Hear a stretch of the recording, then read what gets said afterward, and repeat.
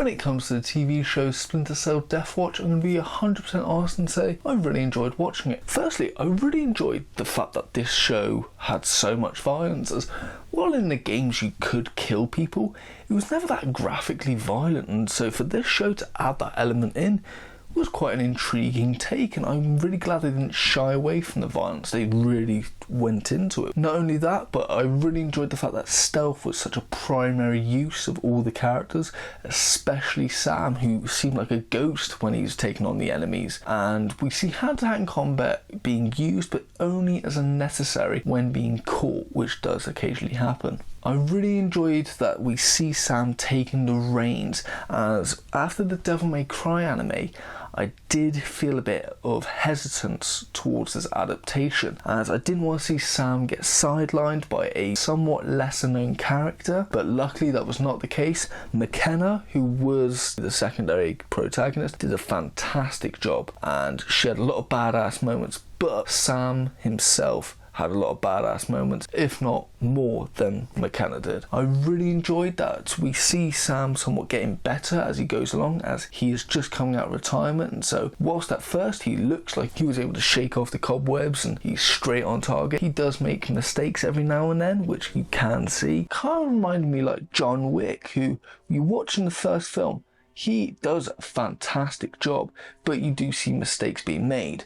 And then, like John, we see that Sam is full form by the end of the series. I also really like the fact that they add a bit more backstory towards Sam Fisher and the Shetland family, but specifically Douglas Shetland, who is actually a character from the gaming franchise. What I also loved about this show is the fact that they added in these little details that are from the game onto the show, whether it being the news logo from a particular news channel that Sam is watching in the background. We see the gadgets having way more detail than I thought they'd ever give onto the show, and then even mentioning the character Sarah. For those who don't know, that's Sam Fisher's daughter. We see a barely written letter to his daughter whom he is struggling to find. Sadly, that is the only mention of his daughter, but luckily this is the first season and there's possibility of seeing more of a relationship between those two in the second. The story itself was very hooking, especially from episode to episode, not really knowing what is the entirety of the villain's plan or what's going on, and we're in a sense feeling like we're in Sam Fisher's shoes on what exactly is going on. I thought it was quite a cool little concept to add on to the audience. The animation, I will say there are moments where it looked really cool, especially when it came to the fight scenes and action scenes, but for me I think the animation really peaked when it was in the black and white segments, especially towards the latter of the series, as it reminded me so heavily of the games themselves. And then lastly, the voice acting.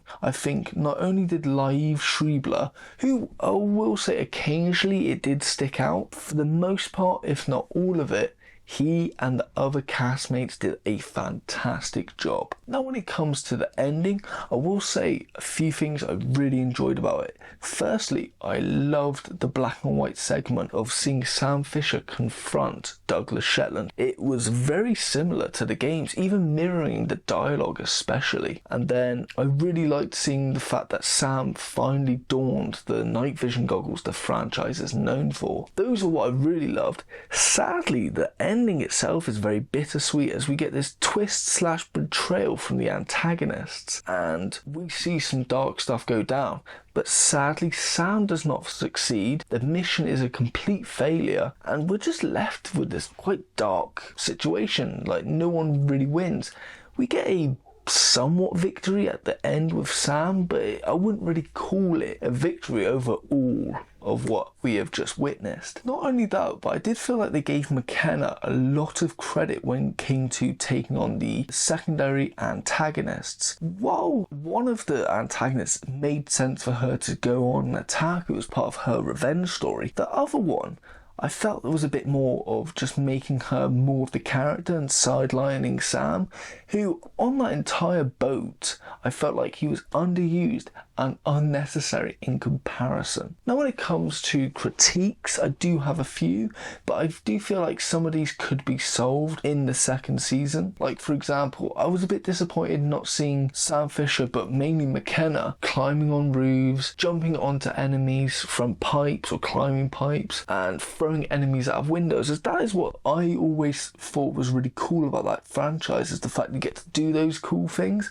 and sadly we don't see that implemented into the show. Another critique is I felt that the secondary antagonists, while were mainly more interesting and sinister than the villains that were supposedly given, they were underused and I thought weren't that big of a threat. They seemed very minimal in a sense after the first 3 episodes, even with the fake out and return. The villains themselves I didn't quite understand, as they claimed they were honouring their father's memory, but you never know what their real cause is or what their father's cause was, and it just seemed like global terrorism under the guise of honouring their father. And then when it comes to Douglas Shetland, who is constantly being mentioned, we see a lot of people honouring his memory, saying we loved him, he was such a great guy, but when we see the flashbacks, we see that he murdered a detained prisoner and was court-martialed for it and was dishonourably discharged because of this. So people are essentially saying they adore a disgraced killer from the army.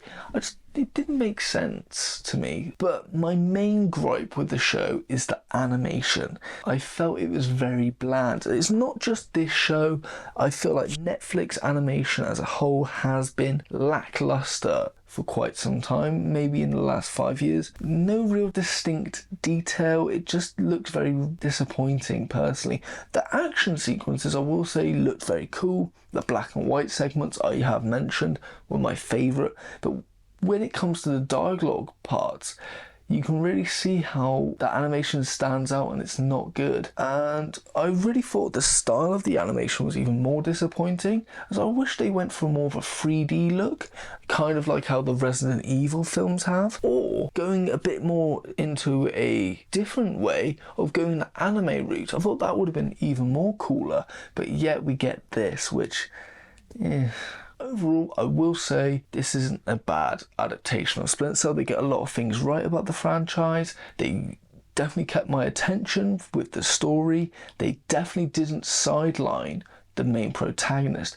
My main issues are its animation, which I feel is just disappointing personally, and I felt that the ending was a bit unenjoyable. It was very disappointing, really. Whilst I do feel like some of these details are quite big, I feel like the second season could definitely improve on a lot of things. So with that being said, is this show good? Oh yeah, I would say this is good. Rating wise, I'd give it a 7.5 out of 10.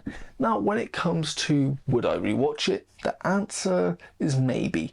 Again, I really love some moments from this show, but not overall episodes. I think there's some great segments, but not great episodes. I can see myself maybe watching it in 3 to 5 years time. I don't know. But when it comes to recommendations, of course I recommend the games themselves. They are iconic. Sad to say, I don't know about PC. I believe on Steam, Pandora Tomorrow has just had a new look. I believe you could play all the others. If you're on Xbox, on the other hand, sad to say you can only play from Chaos Theory up. If you're a PlayStation gamer, you're fucked. With that being said, my favourite Splinter Cell game is also a controversial one, that being Conviction. Now I have played others. I attempted the very first one on PlayStation 2, found it very difficult. I tried Double Agent on Xbox, and again, very difficult. Conviction was the only one that I could actually complete. It was easy, I will be honest, but it was more fun than the others. And then Blacklist, which again, I would say definitely does a bit better in the stealth department. I thought it was a really fun game too, but I would rather play Conviction if I'm being truly honest. Now, when it comes to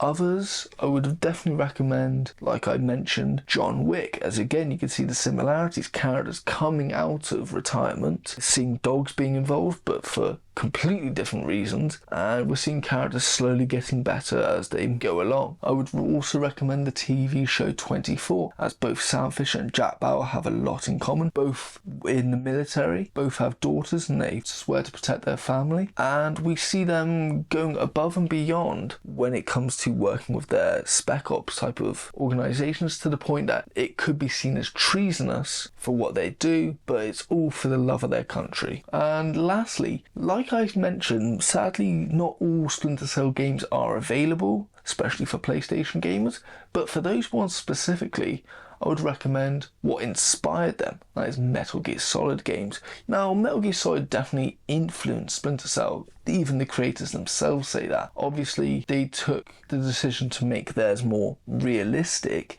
and set in real time, rather than go into the absurdity which makes Metal Gear Solid so great. And Metal Gear Solid, if you have played the games, they take stealth to a whole new level as each game goes along. You can play the first three, or you could play Metal Gear Solid Delta, Snake Eater. Those are my recommendations. This has been my review for the TV show Splinter Cell Deathwatch. Thank you for watching. If you have enjoyed, please like and subscribe, but most importantly, thank you and have a nice day.